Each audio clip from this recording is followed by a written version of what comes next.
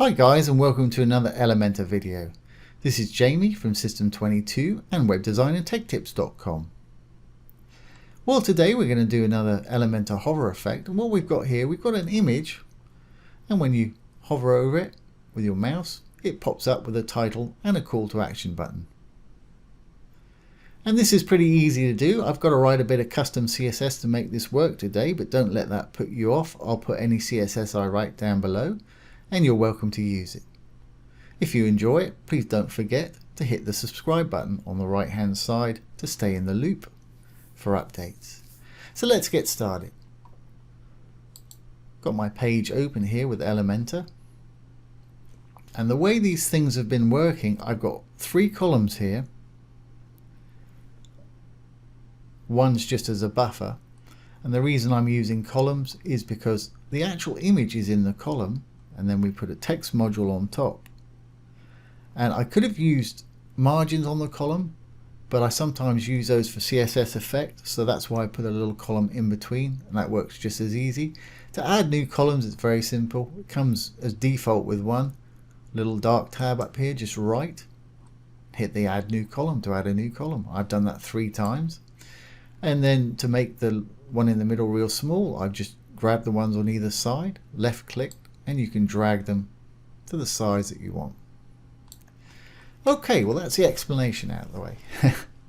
So first thing I want to do is put our little text module in here. So we're using the free version of Elementor today. So let's go to a little grid right here, and we'll use a text editor. I'm going to simply put it in there. And the actual content, I'm going to say whatever you want to say. I'm going to make that my heading by selecting it, simply going up to here, paragraph, drop down. I'm going to make mine a heading 2. There you can see it right there. Now underneath we've got to create our call to action button. And let's say test drive today, or whatever it is you happen to want to do. And then we want to make it into a link so we can take people where we want to take it, either to the contact us or wherever you want to take your visitors. So I'm going to select it, simply go up to the link and paste whatever link you want in there. If you're using an internal link to other pages on your site, just leave it like that. If you're linking to an external website, hit the little cog there and you can choose to open it in a new tab. That way your site stays open. But I'm good with that.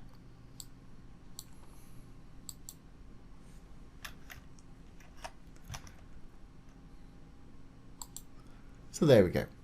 We've got our little link there. Great. Now if we just go over to our style tab, I want to put the contents in the middle right there. That's fantastic.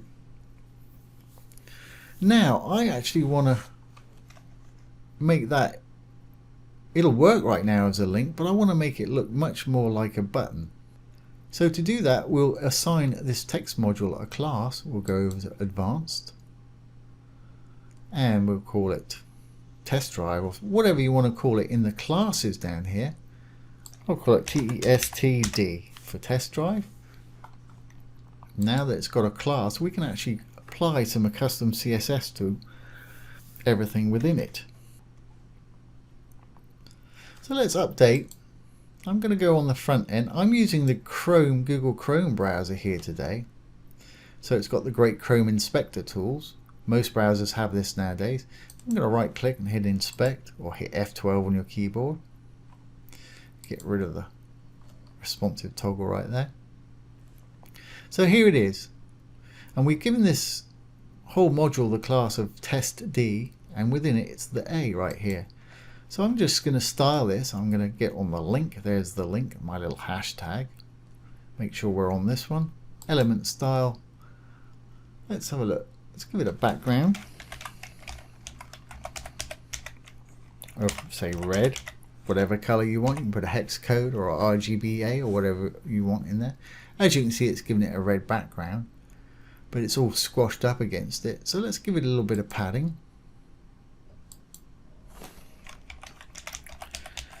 and let's say 15 pixels all round perhaps. Try that. Yeah, that looks like a nice little button right there. You can do separately if you want to do top and bottom 15 and left and right 20 or something, you could do that. First one is top and bottom, second one's going to be left and right. You can do all four individually if you want to. It'll be top, right, bottom and left if you do all four. And we'll drop down one more. That's working for me. Should we give it slightly rounded corners? To do that, it's border. And don't worry about copying this as I'm doing it on the screen. Like I say, any CSS I write today, I'll put below the video, and you're welcome to copy it and use it how you wish. If you want little corners, put in sort of 5 pixels, slightly rounded, or whatever works for you. If you want big corners, put in 15 pixels. If you want it to be pill shaped, put in about 50 pixels. And you can have it completely round like that. But I'm happy to just have slightly rounded corners like that. Great. So we've got our button in there, but once I refresh this page, those styles will go back to normal. So I'm going to copy this style that we just written. Just left clicked and dragged across it, Control C to copy. Now if I demonstrate and refresh this page, that link's going to go back to how it was. Simple like that. With the Elementor Pro, you get a custom CSS box down here, but we're using the free today, so we can't use this. That'll be blanked out in the free. I've actually got Pro installed, but we could put it here. But I'm trying to demonstrate this with the free version. Now, every WordPress theme I know has a customizer for additional CSS. To get to that, if I just go back out of here, go to your dashboard to appearance, and you'll usually find it under there, customize. Some call it additional CSS, some call it custom CSS, but there will be somewhere to put this. So let's drop this down. We'll give it a title, // / and anything that's written within the 2 stars will not be read as code. It's a good idea to give it a title, because if you write a lot of CSS, it'll make it easier to find. Whatever makes sense to you. Okay, we gave our little widget area a class. We gave it a class of test D. So all classes have to have a period in front of them. So it's period or dot. TSD. So there's our class, but we only want to affect the anchor tag that's in it. Because it's a link, it's what they call an anchor tag or an A tag. If you look at it in the Chrome Inspector, see there it is, an A tag right there.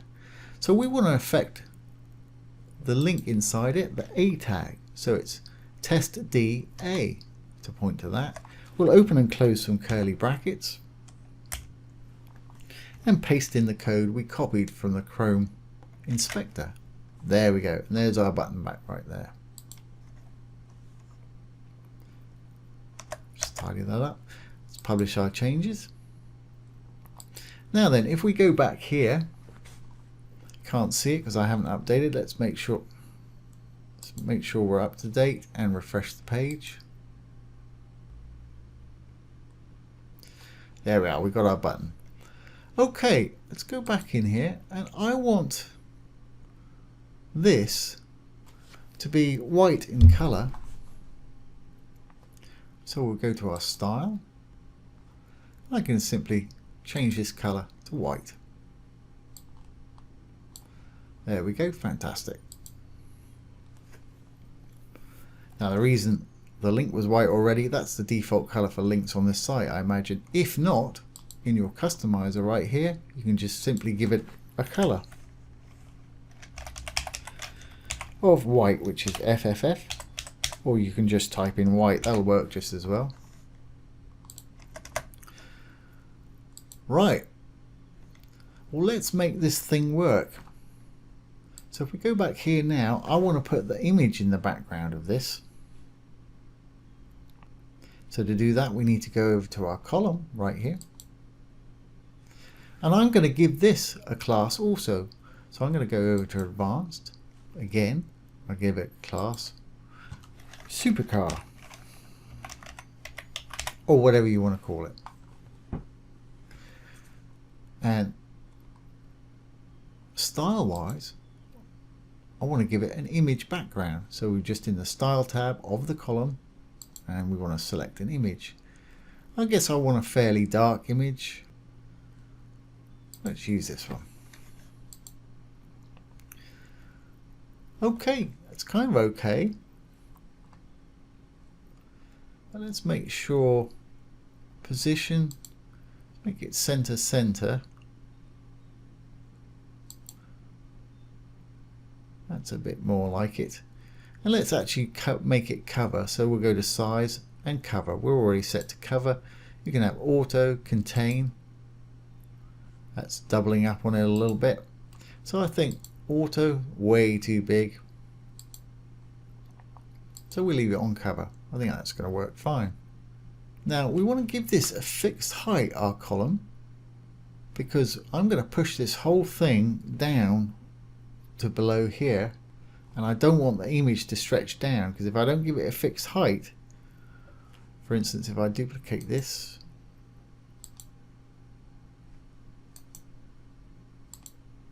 you'll see our column is stretching downward further than I want it. I want it to stay exactly that same height. So let's delete those. So now we've given it a class, we can go back to our customizer. I'm going to drop down a couple from where we were. Another class, so it's a period or dot, and it was supercar. Call yours what you want, as long as it's unique and it makes sense to you. And inside here, we're going to say height.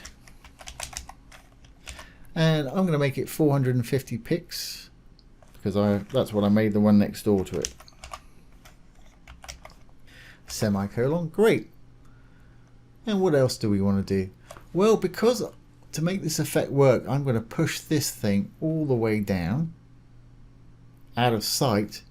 I don't want to be able to see it when I push it down, because I'm going to use padding to push it down. So I've got to say overflow hidden, which means once it comes outside of that little column height of 450, you won't be able to see it. So we'll say overflow hidden.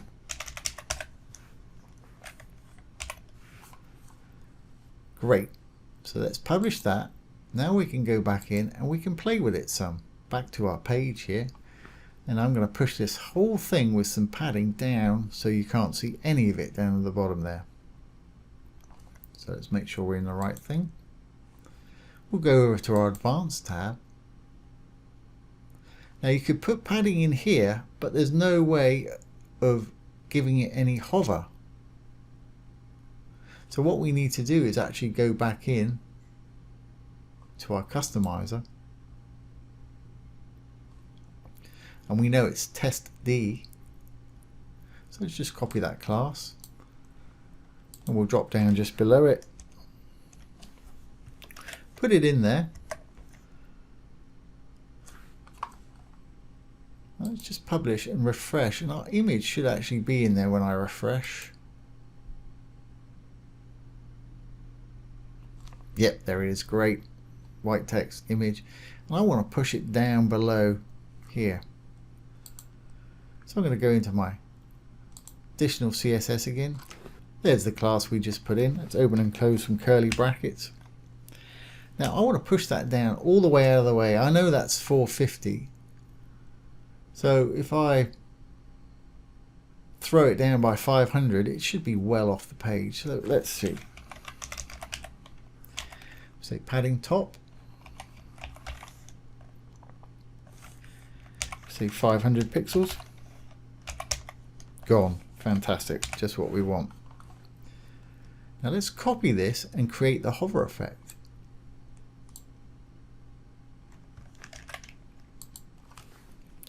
I'm going to drop down a couple. And after the D of test D, I want to put a colon, no space, and no space after the colon as well. If you put spaces in there, it won't work. So it's test D, colon, hover, no spaces anywhere. Now this, I want it to bring it back fairly well up the top. Let's try 50 pixels. That's fine, actually. That's going to work. Okay, great. But if I hover down here,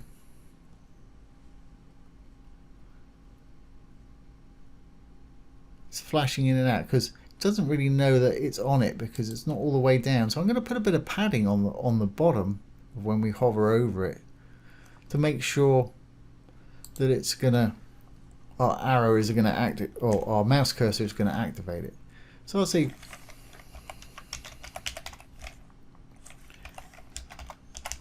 I'm going to put plenty on there, let's say 300 pixels, to make sure that it's going to work everywhere. And just for fun, I'm going to put that up top as well to make sure that the cursor works everywhere on that also. Now that should all work now. You see it's not flashing in and out, it's just staying where it is. I've got my cursor everywhere that I put it here. Once it's in, that's going to work fine. But the time it takes to do it, I just don't want it to flash in like that. I want it to take a bit of time to do so. So we'll add a bit of transition duration. And you won't see this on the back end probably. Transition duration. Click on the prompt if you want to.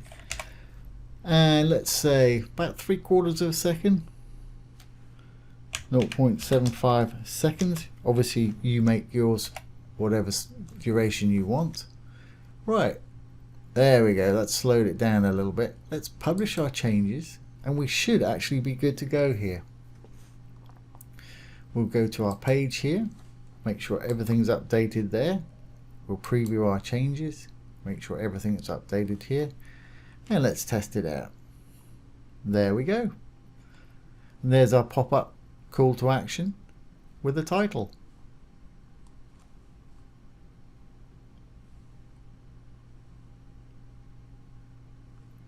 So there you go, guys. There's how to do an image to pop-up call to action with title.